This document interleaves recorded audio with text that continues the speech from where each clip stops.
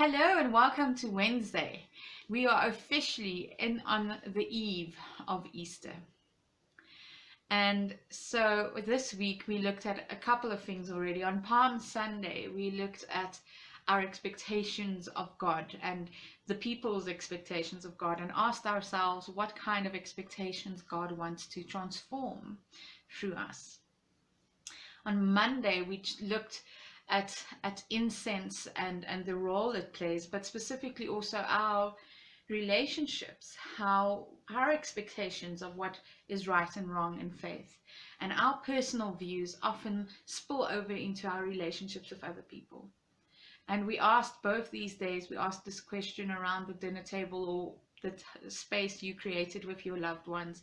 How do we create a space where we can make room for other expectations as well?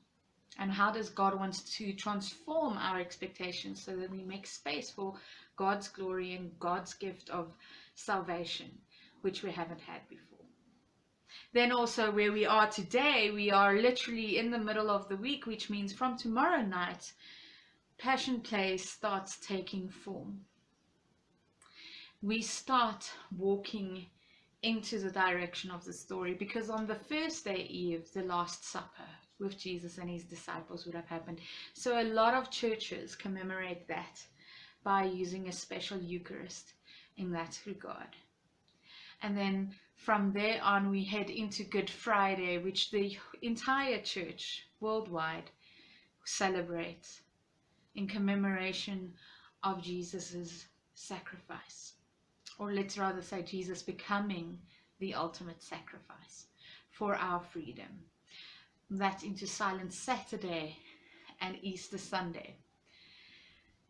But tonight, I invite you to get your biggest bowl or wash cloth, whatever it's called in English, and a good decent cloth. And as you head into the space to read John verse 18 and 9, chapters 18 and 19 together, I invite you to wash each other's feet. So I'm a bit short, I can't really reach this, but the idea is that you invite those in your house, those around you, and before this time that you make a moment to wash each other's feet. And I'm washing my hands now as a symbol of that.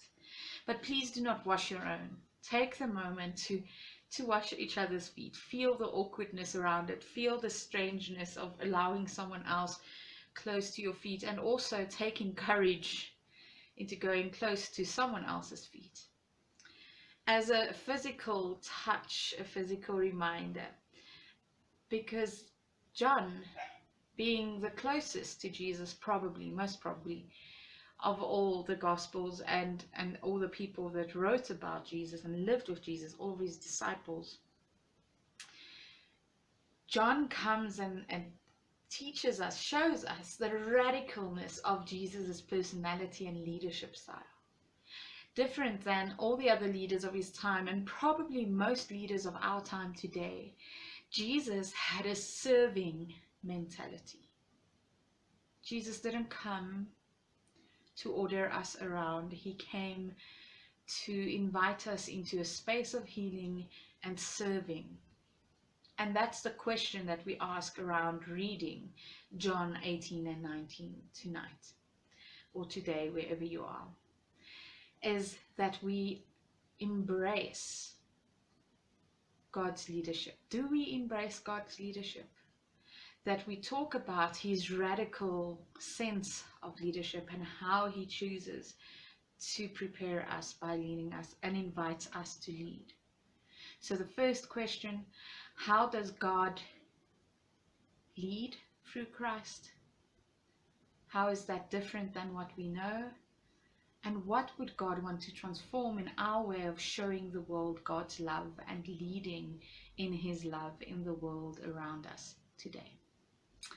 I am reminding you that please, around your meal tomorrow, that you have bread and grape juice. And if you feel free and welcome to use wine and can do so responsibly, you're more than welcome. But grape juice will satisfy just fine.